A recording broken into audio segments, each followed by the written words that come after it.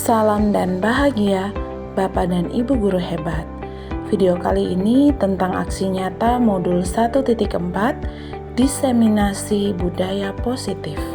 Bersama saya, calon guru penggerak Angkatan 11, Maria Magdalena BB SPDGR dari SMA Negeri 1 Amphoang Timur, Kabupaten Kupang. Selamat menyaksikan.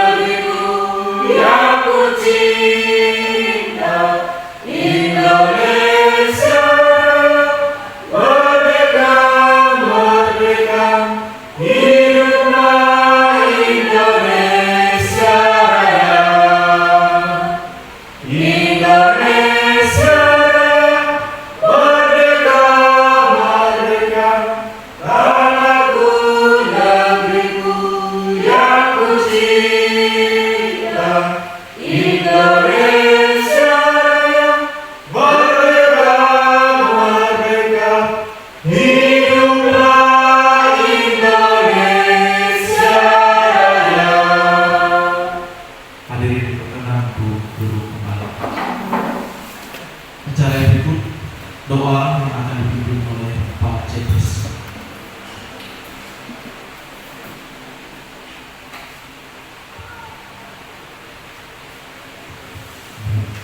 Sebelum kita mulai kegiatan kita pada siang hari ini, cuma saya memimpin doa sesuai dengan ajaran saya, agama Kristen Protestan. Kita berdoa. Terima kasih ya Tuhan untuk pernyataan-Mu dari kami saat ini. Kami telah berkumpul di ruangan ini guna mengikuti kegiatan diseminasi budaya positif oleh calon guru penggerak, yaitu Ibu yang akan menyampaikan materi dalam waktu beberapa jam ke depan. Biarlah kegiatan ini dari awal pertengahan hingga beberapa akhirnya sesuai dengan rencana Allah. Bapa dalam surga, yang berdoa dengan kami sebagai peserta, Tuhan berkati kami agar semua kegiatan ini boleh terjadi sesuai dengan rencana Allah. Inilah doa dan permohonan kami Allah dalam nama Tuhan Yesus Kristus kami berdoa. Amin. Terima kasih. Baik, terima kasih Pak Jepres. Yang berikut kita langsung ke acara inti kita pada siang hari ini, penyampaian diseminasi budaya positif yang akan disampaikan oleh Ibu Meris selaku calon guru penggerak. Waktu dan kesempatan silakan. Terima kasih pada Pak Ervan yang telah memandu acara kegiatan diseminasi budaya positif. Selamat siang untuk kita semua. Assalamualaikum warahmatullahi wabarakatuh. Om Swastiastu. Namo Buddhaya. Salam kebajikan. Salve.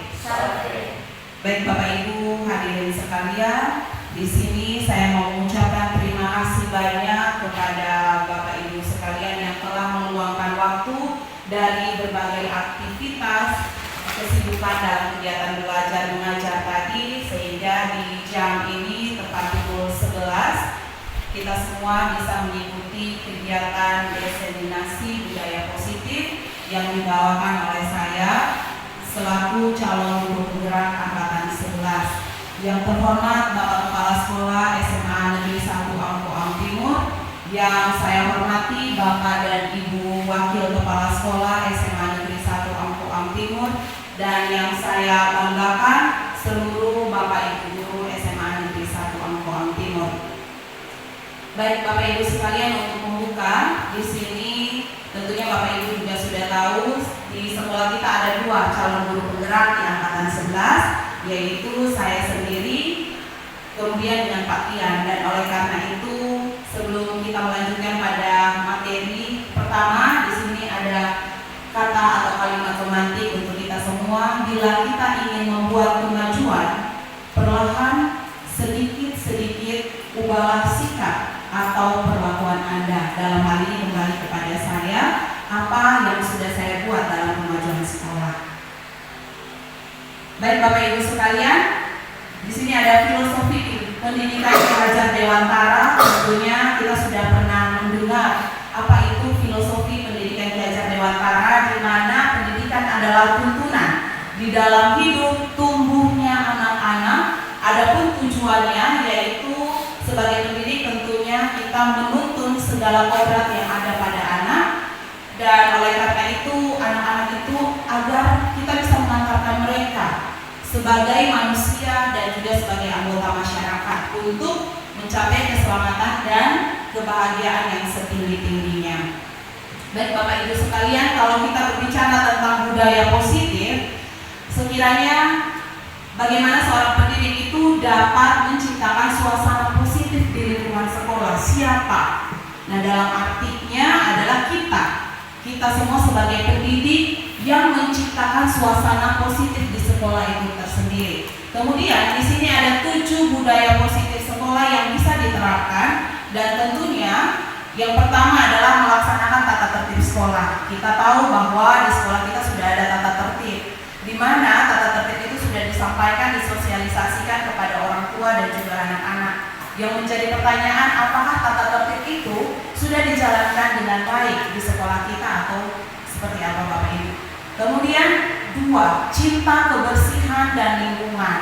Nah, kita bisa melihat setiap hari di lingkungan sekolah kita, apakah sudah ada budaya positif untuk dengan pedulinya anak-anak itu membersihkan lingkungan sekolah, baik itu anak-anak dan kita sebagai Bapak Ibu guru itu peduli tidak dengan sampah, ataukah kita juga membiarkan sampah itu berserakan. Kita hanya menunggu anak-anak yang membersihkan tanpa kita memberikan contoh. Nah, di sini setidaknya ada budaya positif yang perlu kita terapkan dan kita lakukan.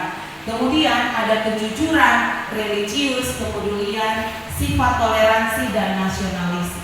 Di sini Bapak Ibu, untuk 7 budaya positif ini tidak akan bisa berjalan hanya dalam tulisan ini saja.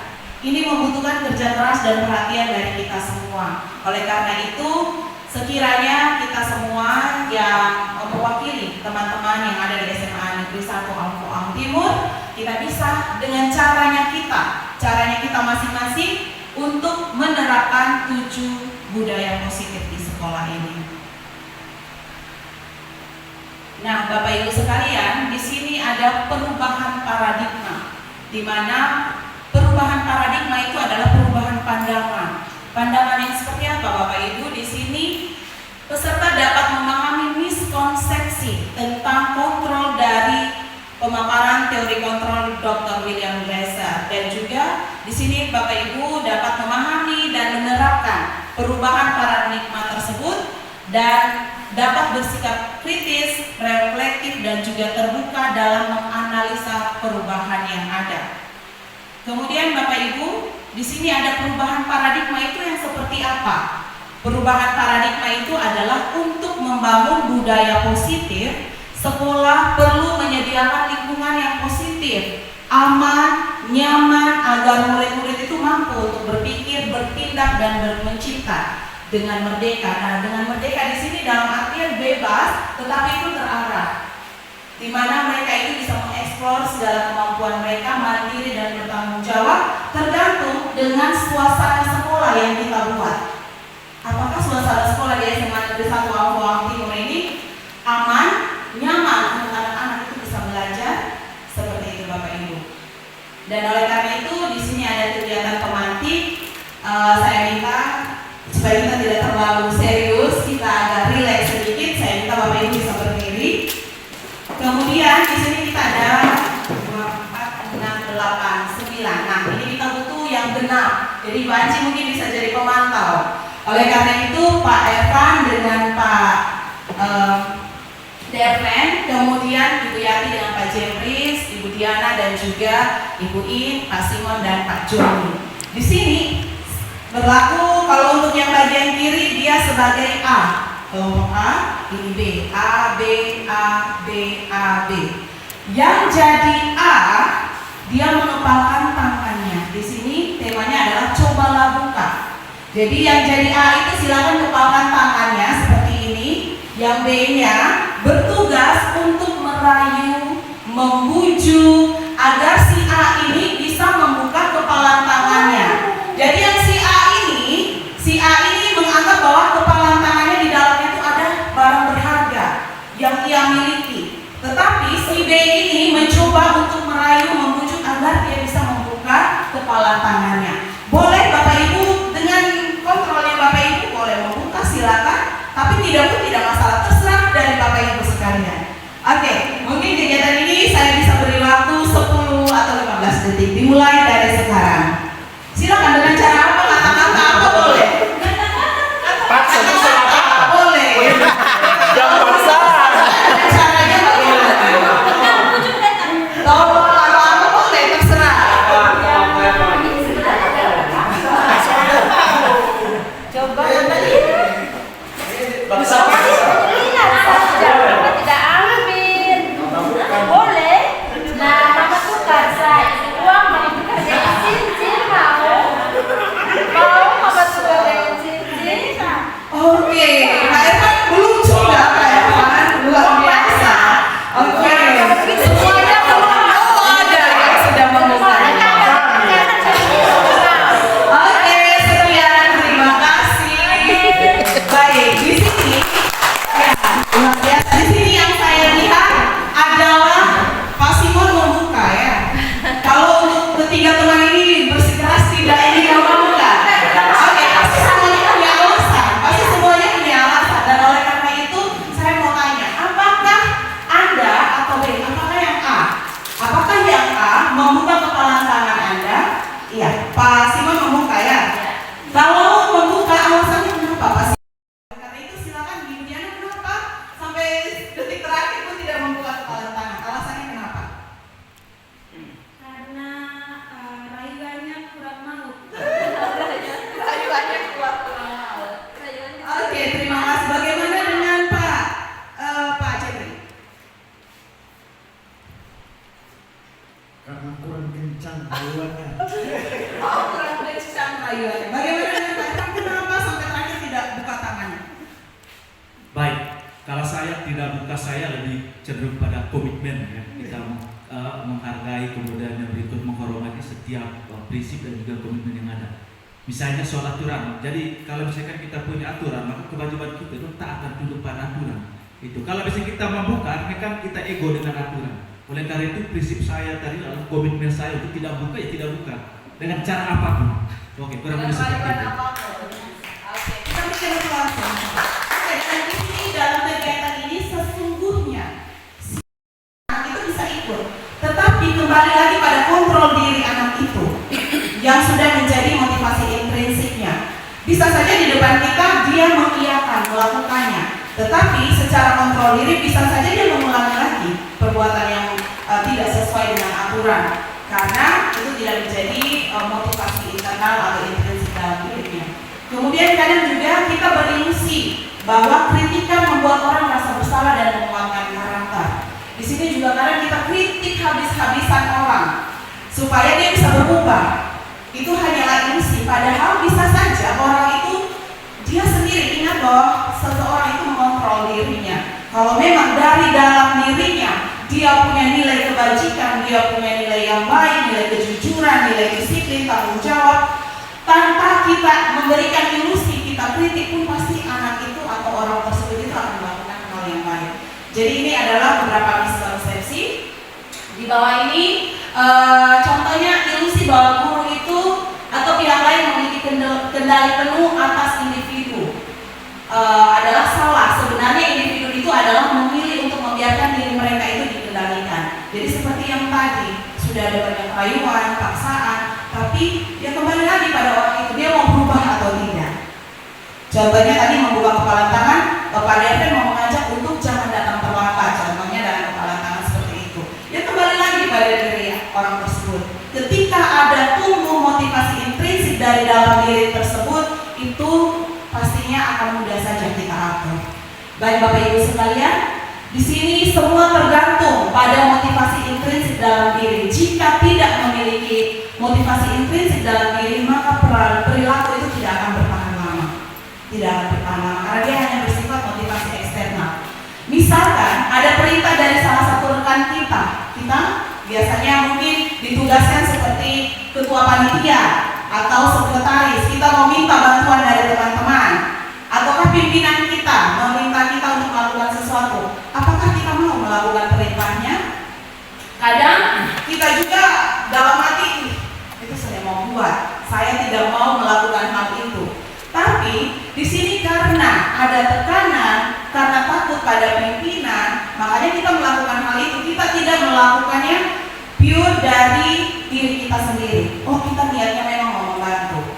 Jadi seperti itu. Kemudian misalkan masuk sekolah 7.15, jika ada yang memantau, kalau ada yang memantau pasti kita akan datang tepat waktu. Kalau ada kepala sekolah, contoh ya Bapak Ibu, kalau ada Bapak kepala sekolah pasti kita Bapak Ibu guru hadir semua tepat waktu.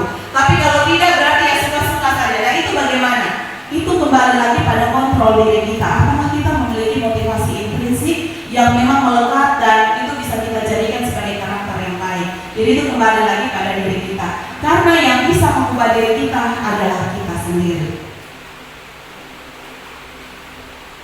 Nah, di sini Bapak Ibu, kenapa tadi saya bilang ada paradigma tentang kontrol? Di sini stimulus respon lawan kontrol, lawan teori kontrol dan pandangan tentang dunia.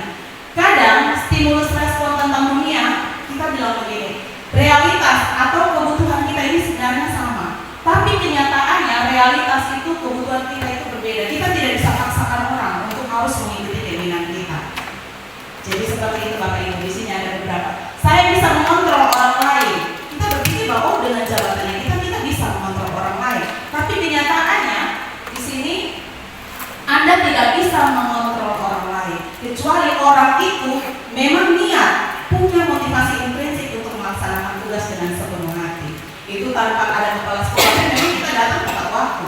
Jadi memang itu sudah menjadi motivasi dalam diri. Nah, oleh karena itu Bapak Ibu, di sini juga dalam paparannya menurut Glaser ada 5 kebutuhan dasar manusia. Kenapa orang itu punya sifat atau karakter yang berbeda sehingga sulit sekali walaupun sudah ada tata tertib, tapi masih sulit juga kita menerapkan disiplin yang baik. Di sini kebutuhan 5 kebutuhan dasar manusia. Di situ ada kebutuhan untuk bertahan hidup, kemudian cinta dan kasih sayang, kebutuhan untuk diterima Bapak Ibu, kemudian penguasaan, kebebasan. Kita semua manusia ini butuh kebebasan. Terlalu tekan kita juga, kita rasanya maunya bebas, sudah coba kemana begitu supaya kita ini bisa bebas, tidak ada yang pantau begitu. Karena memang manusia butuh untuk adanya kebebasan. Dan yang berikut, manusia itu butuh untuk kesenangan. Nah, di sini kita berbicara tentang kebutuhan untuk bertahan hidup. Kadang kita di sekolah, kita ambil contohnya di sekolah saja, mungkin ada anak atau siapapun itu yang dia melakukan kasus pencurian. Kita belum tanya dia dengan baik-baik, kita sudah langsung menjudge dia, menghukum dia, kamu ini tukang pencuri dan lain sebagainya. Tetapi bagaimana Bapak Ibu kita bisa melihat dulu 5 kebutuhan dasar manusia. Mungkinkah dia mencuri itu karena memang di rumahnya tidak ada makanan, sehingga untuk memenuhi kebutuhannya bertahan hidup dia harus melakukan curi seperti itu. Jadi bagaimana kita menghadapi orang tersebut? Sekiranya kita bisa menghadapi dengan pikiran-pikiran atau hal-hal yang baik. Cinta dan kasih sayang. Jangan sampai saat kita di dalam ruangan kelas ada anak ini yang tidur-tiduran, atau ada anak ini yang tidak terlalu konsen saat kita mengajar. Bukannya dia tidak mau fokus kepada pelajaran kita Bapak Ibu. Coba kita cek lagi, panggil dia. Kenapa? Jangan sampai dia itu butuh perhatian. Seperti itu. Jangan kita datang langsung kompak selesai. Kita tidak tanya kamu ini kenapa, apa yang kamu butuhkan dan lain sebagainya. Kemudian penguasaan, kebebasan, kesenangan. Kadang ada pelajaran anak-anak ini sudah bosan dalam kelas, dia mau keluar saja, jajan di kantin depan, dia mau bebas. Nah, bagaimana untuk memenuhi kebutuhannya yang memang dia sudah pergi, kasih tinggal kita sendiri dengan anak-anak yang lain. Nah, oleh karena itu, bagaimana cara kita menghadapi anak-anak tersebut? Nah, di sini Bapak Ibu, menurut Dian Gosen, siswa dalam melakukan disiplin positif tidak terlepas dari motivasi yang ingin dicapai oleh siswa itu sendiri. Berikut ada 3 motivasi perilaku manusia. 3 motivasi perilaku manusia. Yang pertama adalah untuk menghindari ketidaknyamanan atau hukuman. Jadi kadang sebagai manusia itu kita mau melakukan sesuatu itu supaya kita bisa menghindari dari ketidaknyamanan atau hukuman. Kalau misalkan kita tidak buat ini, oh berarti nanti setelah saya dapat hukum. Ya itu ada motivasi manusia yang seperti itu. Jadi lebih baik saya buat. Nah itu namanya motivasi eksternal yang hanya mau dia lakukan ketika ada pantauan, sehingga dia mau melakukan itu. Tapi ketika tidak dipantau, ya sudah, dia tidak akan melakukan hal itu lagi. Kemudian dia mau melakukan hal tersebut kecuali ada yang dapat imbalan. Bayar saya berapa? Bayar saya berapa? Oh kerja ini mau bayar saya berapa? Bayar dulu baru saya kerja. Padahal ini kita bekerja mungkin untuk pelayanan dan sebagainya. Jadi itu motivasi manusia yang kedua. Lalu yang ketiga, untuk menjadi orang yang mereka inginkan dan menghargai diri sendiri dengan nilai yang mereka percaya. Di sini Bapak Ibu sekalian, motivasi yang ketiga ini adalah motivasi intrinsik, di mana orang ini kalau bekerja itu memang dari hati. Dikasih kerja ini dia kerja, dikasih buat ini dia buat dengan sungguh-sungguh dan tidak ada motivasi lain. Seperti menghindari ketidaknyamanan, ini saya buat ini biar supaya Bapak Biasa tidak marah. Oh saya buat ini biar supaya ibu guru tidak marah. Tapi nanti sebentar kalau apa dia buat lagi, dia tidak mau kerja kalau tidak ada imbalan, tidak ada penghargaan. Tetapi motivasi orang yang ketiga ini adalah motivasi intrinsik yang dia bawa sampai kapanpun, yang sudah melekat baik dalam dirinya. Dia akan bekerja apapun tanpa adanya imbalan dan juga hal-hal atau motivasi lain. Itu ada 3 motivasi perilaku manusia. Nah, menjadi pertanyaan, kita ada di motivasi yang keberapa ini Bapak Ibu? Yang pertama, kedua, atau yang ketiga? Oke, baik Bapak Ibu sekalian. Di sini kalau kita bicara tentang nilai-nilai kebajikan atau kita bicara tentang budaya positif, inilah nilai-nilai kebajikan yang perlu kita terapkan kepada anak-anak kita di SMA 1, Bapak Ibu sekalian. Di sini yang sudah saya coba untuk terapkan, yaitu hari ini saya menerapkan tentang nilai kebajikan kebersihan, nilai kebajikan kebersihan dan juga nilai kebajikan kesopanan. Di sini untuk nilai kebersihan, di sini saya membuat program sekolah yang namanya LISA. Tadi pagi juga baru rilis programnya. LISA itu lihat, sampah, dan ambil, untuk mewujudkan sekolah kita itu bisa bersih. Dan kemudian untuk kesopanan saya membuat poster yaitu 5S. Salam, senyum, salam, sampah, sopan. Tetapi saya juga membutuhkan kerjasama dari kita seluruh warga sekolah untuk terus memberikan budaya-budaya positif agar anak-anak itu dapat tumbuh motivasi intrinsik dalam diri mereka. Nah, ini Bapak Ibu sekalian. Di sini disebutkan restitusi yang disebut dengan 5 posisi kontrol. 5 posisi kontrol ini adalah 5 posisi kontrol guru. Yang pertama itu adalah guru yang sebagai penghukum. Yang kedua, guru pembuat orang merasa bersalah. Dan yang ketiga, guru sebagai teman. Yang keempat, guru itu sebagai pemantau. Dan yang kelima itu guru sebagai manajer. Nah, oleh karena itu akan saya rincikan. Anak-anak, ibu atau bapak ini sangat kecewa dengan kamu. Sudah berapa kali bapak harus ingatkan. Nah, di sini akhirnya menumbuhkan anak itu merasa bersalah. Oh, saya sudah salah, sampai akhirnya gurunya sampai mengatakan seperti ini. Pendekatan ini Bapak Ibu dapat menyebabkan siswa ini merasa bersalah dan tidak berharga. merasa bersalah dan tidak berharga, dan juga mengecewakan orang-orang yang tentunya mereka sayangi. Dan kadang kan kita juga biasa, saya pun demikian, kadang bilang, ini kamu sudah mengecewakan ibu sudah bilang kemarin datang tepat waktu, tapi hari ini kamu buat lagi, dan akhirnya anak ini juga merasa bersalah. Kemudian teman, guru yang seperti ini, guru sebagai teman ini adalah guru dalam posisi teman itu, Bapak Ibu sekalian, menggunakan persuasi dan hubungan yang baik. Biasanya untuk mempengaruhi perilaku anak itu, mereka bisa menggunakan dengan rumor dan juga hubungan yang baik dengan siswa untuk mencapai tujuan mereka. Contohnya dalam begini, ayolah anak, sama-sama dengan bapak kesini, nanti ada imbalan atau apa sebagainya. Yang penting dia mengajak anak ini sebagai teman, tidak ada pembatas, tidak ada pembeda, seperti itu. Kemudian pemantau, guru sebagai pemantau. Seorang pemantau ini adalah orang yang menjaga ketertiban. Dia menjaga ketertiban dengan memperlakukan hukuman atau akibat. Jadi guru ini dengan posisi ini adalah cenderung melihat perilaku siswa dengan menggunakan bukti-bukti tersebut untuk membuat keputusan. Jadi, oh iya, nanti hari ini Bapak pantau Bapak pantau atau itu pantau kamu. Hari ini kamu sudah berjanji untuk tidak datang terlambat lagi. Jadi besok Bapak akan pantau lagi atau Ibu akan pantau lagi. Kamu datang terlambat, nanti lihat. Nah, di sini guru yang berperan sebagai pemantau juga memantau dan mencatat. Dia rajin sekali mencatat. Ambil kertas, catat nama-nama anak-anak yang membuat kesalahan tentang perilaku siswa untuk referensi nanti perbandingan di masa depan.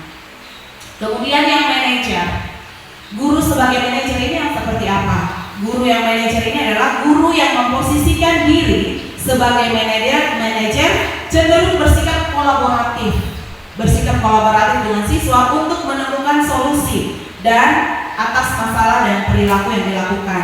Jadi sebagai manajer di sini, guru akan membimbing siswa untuk mengatur dirinya sendiri.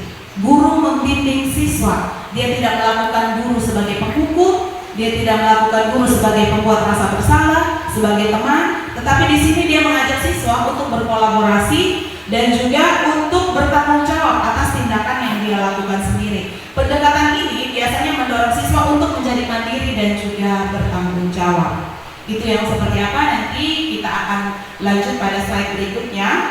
Dan oleh karena itu, di sini Bapak Ibu sekalian, ada keyakinan kelas yang biasanya kita buat di awal pembelajaran. Jadi di sini pasti Bapak Ibu guru ketika masuk di tahun ajaran baru sudah membuat keyakinan kelas bersama anak-anak atau kesepakatan kelas di sini. Jadi setiap tindakan atau perilaku yang dilakukan dalam kelas itu menentukan terciptanya lingkungan dalam kegiatan tersebut. Dalam hal ini Bapak Ibu, seperti biasa kita membuat keyakinan kelas, kemudian kita meminta dari anak-anak sekalian yang membuat keyakinan yang mereka miliki. Oh, mereka mau untuk menjaga kebersihan kelas. Itu muncul dari diri anak itu tersendiri dan ingin membuat dalam satu keyakinan kelas agar ada nilai kebajikan, contohnya kebersihan dan lain sebagainya. Jadi di sini seorang akan lebih tergerak dan bersemangat untuk menjalankan keyakinannya. Dan oleh karena itu, biasanya keyakinan kelas ini dia berbeda dengan peraturan. Kalau peraturan itu adalah hal-hal yang kita buat untuk ditaati. Tetapi kalau keyakinan kelas ini adalah hal yang mereka buat, mereka yakini bahwa itu baik dan mereka akan lakukan bahwa yang mereka yakini itu adalah hal yang baik. Tapi kalau peraturan kadang sudah dibuat tapi mereka bisa langgar karena mungkin saja itu bukan keyakinan dari apa yang mereka inginkan.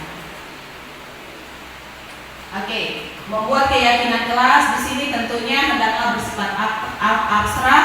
Keyakinan kelas dituliskan berupa pernyataan-pernyataan yang universal yang biasanya mungkin kita sudah buat di kelas kita atau di mata pelajaran kita. Dan tentunya keyakinan kelas ini sebaiknya sesuatu yang dapat diterapkan di lingkungan dan kondisinya. Itu perlu diterapkan. Jadi kalau sudah buat kegiatan keyakinan kelas hari ini pertemuan pertama, pada masuk pertemuan berikutnya jangan lupa mengingatkan lagi keyakinan kelas yang bisa kita gunakan, yaitu proses menciptakan kondisi bagi siswa untuk memperbaiki kesalahan mereka sehingga mereka tidak kembali pada kelompok mereka atau dengan karakter yang lebih kuat. Dalam hal ini restitusi juga adalah proses kolaboratif yang seperti tadi saya sampaikan, Bapak dia berbuat salah. Jadi melalui restitusi ini ketika murid berbuat salah, guru akan menanggapinya dengan cara memungkinkan murid untuk membuat evaluasi diri, yaitu tentang apa yang dapat mereka lakukan dan memperbaiki kesalahan mereka, sehingga mereka itu bisa menjadi seseorang yang memiliki motivasi intrinsik dan tidak lagi membuat kesalahan dengan caranya mereka sendiri. Nah, di sini Bapak Ibu, di sini kita bisa menggunakan dengan penerapan segitiga restitusi dalam menyelesaikan persoalan atau kesalahan yang dilakukan oleh anak. Nah, di sini segitiga restitusi ini Bapak Ibu sekalian adalah ada 3 bagian. Yang pertama menstabilkan identitas, yang kedua validasi tindakan yang salah, dan yang ketiga itu menanyakan keyakinan. Jadi ini yang seperti apa Bapak Ibu segitiga restitusi? Di sini adalah sebuah penerapan yang kita gunakan ketika anak itu berbuat salah. Ketika anak itu berbuat salah, kita bisa memanggil anak tersebut ke ruangan. Kemudian setelah itu kita menanyakan kepada anak tersebut, menstabilkan identitasnya dulu. Kita jangan langsung menyalahkan anak tersebut, tetapi bagaimana kita memanggil mereka. Kemudian kita menstabilkan identitas anak dengan mungkin menerapkan beberapa pertanyaan, yaitu baik, apakah ketika ibu memanggil kamu ke sini, kenapa ibu panggil kamu ke sini? Di sini kita bisa buat dengan kalimat-kalimat, yaitu kamu, oke, menstabilkan identitas. Di sini setiap orang itu pasti pernah melakukan kesalahan. Oh, dia datang, dia memberitahu, contohnya dia terlambat. Iya ibu, saya tahu ibu panggil ke sini karena saya terlambat datang ke sekolah. Dan oleh karena itu bagaimana kita caranya pendidik merespon anak tersebut ketika anak tersebut sudah mengakui bahwa dia dipanggil karena dia terlambat datang ke sekolah. Dia tahu bahwa kesalahannya adalah dia terlambat datang ke sekolah. Oleh karena itu kita bisa juga menyampaikan kepada anak tersebut, baiklah, setiap orang itu pasti pernah melakukan kesalahan. Kita stabilkan dulu identitasnya agar anak itu bisa tenang. Ataukah kamu bukan satu-satunya yang pernah melakukan kesalahan ini? Setelah itu anak itu sudah stabil dirinya, identitasnya sudah stabil, kita bisa masuk pada validasi tindakan yang salah. Validasi tindakan yang salah ini kita bisa tanya di anak tersebut, tentunya kamu punya alasan melakukan hal itu. Tentunya kamu punya alasan kenapa kamu terlambat. Kemudian kita mendengarkan alasan-alasan anak itu terlambat. Kemudian di situ kita menanyakan kembali agar anak-anak ini bisa mencari solusi untuk dirinya. Bukan kita sendiri, tetapi anak itu yang mencari solusinya. Adakah cara yang lebih efektif untuk mendapatkan apa yang kamu butuhkan? Adakah cara yang lebih efektif agar kamu tidak terlambat? Seperti itu. Jadi dia sendiri yang memikirkan tentang bagaimana cara saya untuk tidak terlambat. Oh, mungkin anak ini datang terlambat karena dia menonton TV sampai larut malam, sehingga akhirnya dia mengantuk dan bangun terlambat dan akhirnya terlambat datang ke sekolah. Jadi masalahnya itu ketika itu dia menyampaikan alasannya, kemudian di situ kita bisa tanya, bagaimana cara kamu untuk memperbaikinya? Mungkin saja dia bisa mengatakan, ibu, saya tidak nonton TV mungkin sampai larut malam sehingga saya bisa bangun lebih pagi lagi. Mungkin saja alasannya seperti itu. Dia mencari solusi untuk dirinya sendiri. Kemudian setelah anak itu sudah bisa memvalidasi tindakannya yang salah, kita bisa gunakan lagi penerapan yang berikut adalah menanyakan keyakinan. Nah, menanyakan keyakinan ini yang sudah kita terapkan di awal pembelajaran di kelas. Menanyakan, membuat keyakinan kelas. Nah, dipastikan ketika kita menerapkan segitiga restitusi, kita juga sudah menerapkan atau melaksanakan keyakinan kelas, membuatkan keyakinan kelas di dalam kelas, sehingga anak itu dia melanggar keyakinan kelas yang dia buat itu yang mana? Apakah disiplin dalam waktu dan lain sebagainya. Lalu di sini gurunya itu menanyakan keyakinan kelas apa yang telah kita sepakati sebelumnya di kelas. Ya ibu, saya meyakini bahwa kita sudah bersepakat untuk saya harus disiplin waktu. Nah, di sini adalah keyakinan kelas yang tidak saya sepakati, tidak saya lakukan adalah saya tidak disiplin dalam waktu. Jadi dia mencari tahu lagi dia punya kesalahan sendiri dan memperbaikinya. Kemudian kita akan menanyakan kembali, kamu ingin menjadi orang yang seperti apa? Dan oleh karena itu kamu sudah mengakui kesalahannya, sudah tahu keyakinan yang kamu langgar. Kemudian apa?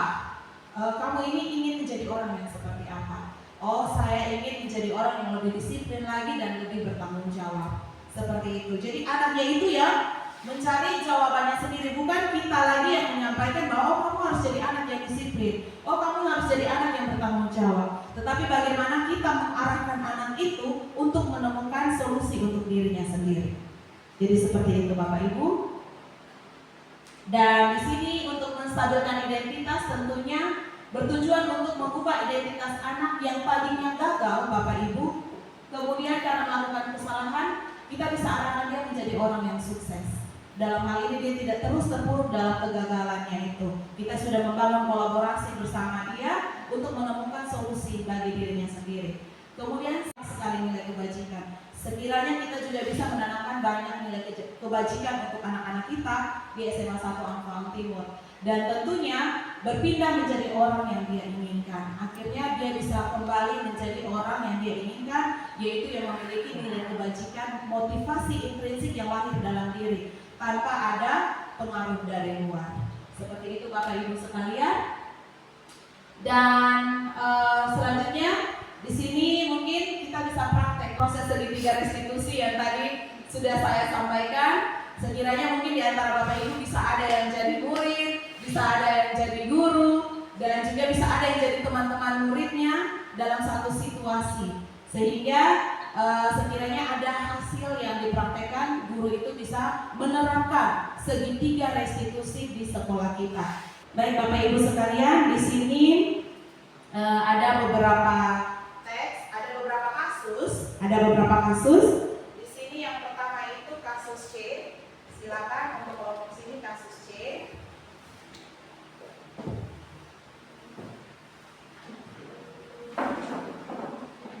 Ini kasus D. Dan ini kasus. Setiap kasus itu ada murid, ada guru. Ini guru, ini ada murid. Jadi silakan Bapak Ibu bisa baca kasus di situ. Ada keyakinan kelas dan bisa buat drama. Bisa buat drama dengan keyakinan kelas yang dia yakini itu seperti apa. Coba dibaca dulu. Ketika ada yang ingin bertanya boleh, baru kita bisa lanjutkan. Cek. Jadi silakan dibaca dulu. Ada yang jadi guru, ada yang jadi siswa, dan kemudian dipraktekkan dalam.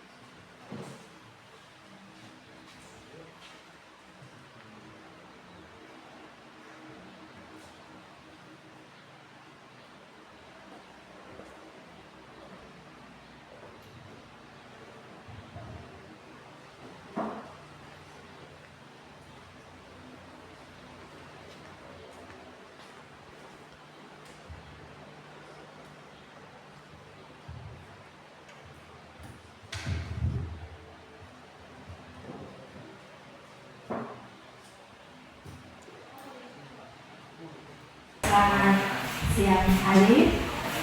Ibu bisa menunjukkan Alif sebentar saja. Siang Ibu, bisa Ibu. Baik Alif. Ketika Ibu memanggil Alif, apakah Alif punya perasaan bersalah atau apa? Iya Ibu. Baik Alif. Perasaan bersalah apa yang tertimbul dari pikiran Alif? Tapi dulu Alif kayaknya jadi dari dulu. Kenapa Bayi jadi Mira? Itu kan temannya Alif juga. Mira dapat nilai jelek dulu.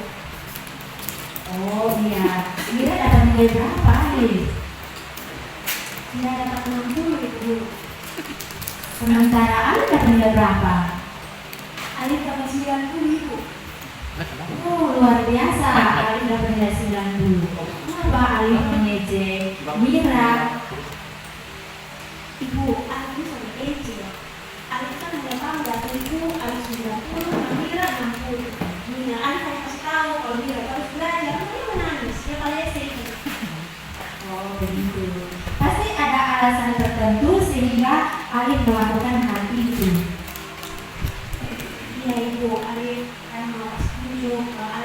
ini bagus itu. Oh, ya baik. Nah Alif, nanti lain kali kalau punya nilai bagus, jangan saling beejek, harus arahkan Mira untuk ya. Nah di dalam kelas ini punya keyakinan kelas, ya toh. Nah dari keyakinan kelas yang sudah Mira Alif lakukan ini, keyakinan kelas yang mana ya Alif tidak yakin. Di pelajaran biologi yang Ibu ajar, aku pernah bilang keyakinan kelas tempat Ibu. Ya Ibu bilang, oh itu siswaku harus saling menghargai Ibu. Kayaknya itu Alif seperti itu. Oh ya baik. Nanti lain kali tidak mau bilang Alif. Nanti boleh ajak kawan Mira untuk belajar bersama supaya pada saat ulangan harian sama-sama mendapat nilai yang bagus. Bisa Alif? Siap, bisa Ibu. Oke, baik. Terima kasih. Itu saja yang kami panggil Alif dan untuk ya baik Alif. Nah sekarang Alif ini mau jadi orang yang seperti apa?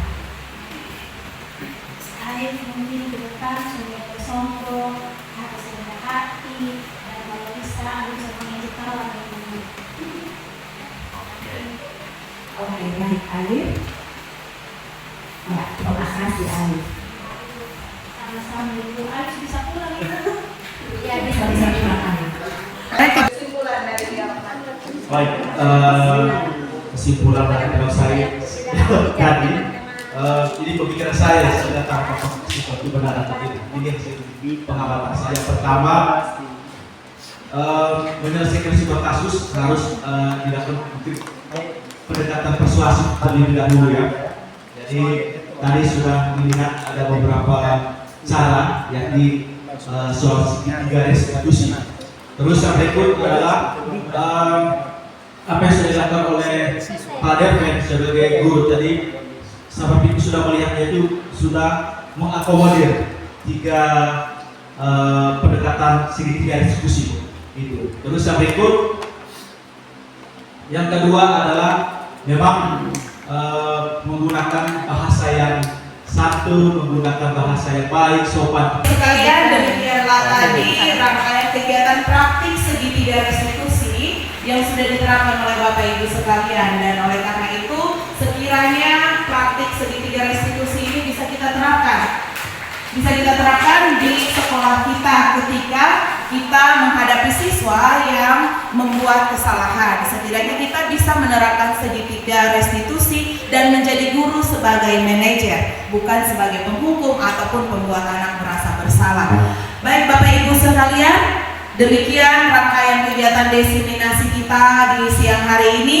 Terima kasih banyak atas partisipasi dari Bapak Ibu sekalian, dan juga saya mohon maaf apabila dari rangkaian kegiatan diseminasi tadi ada hal-hal yang kurang berkenan. Dan terakhir saya ucapkan terima kasih, salam dan bahagia. Saya kembalikan kepada MC. Baik, sekali lagi kita bertepuk tangan untuk Ibu Mary yang sudah berbagi pengetahuan, pengalaman ya, memang luar biasa sekali. Karena jujur saya juga baru pertama kali melihat ya bagaimana cara mengatasi supaya yang mudah-mudahan kata yang ada segitiga restitusi dan sebagainya. Ya. Baik, mudah-mudahan yang disampaikan Bu Mary bisa menjadi pengetahuan proses pelajaran kita, terutama dalam mengatasi masalah peserta didik yang ada di sekolah kita. Baik, untuk menutupi aktivitas kita pada siang hari ini, saya memohon bantuan Ibu Presiden Mama In untuk memimpin kita dalam doa penutup.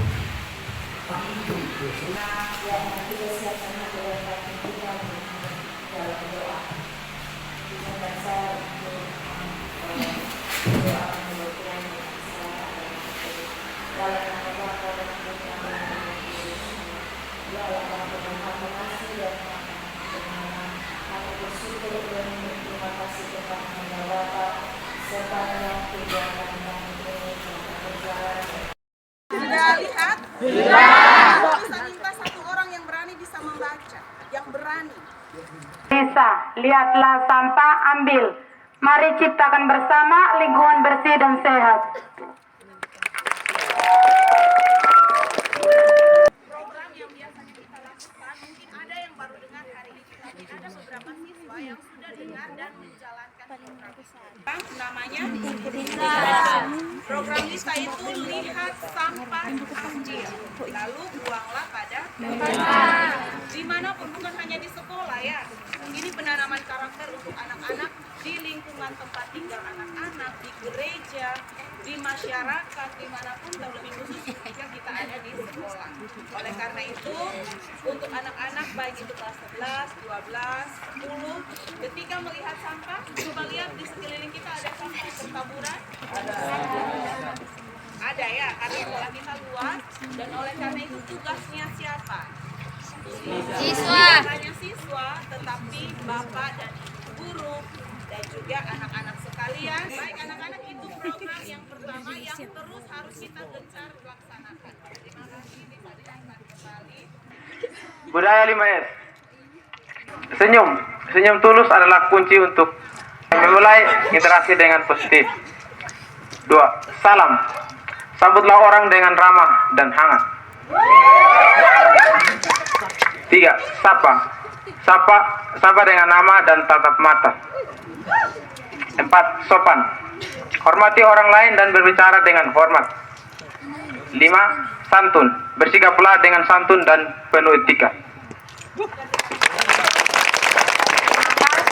Baik anak-anak sekalian, demikianlah tadi informasi terkait dengan program budaya positif yang perlu diterapkan di sekolah kita. Mulainya dari kapan? Sekarang dan sampai kapan?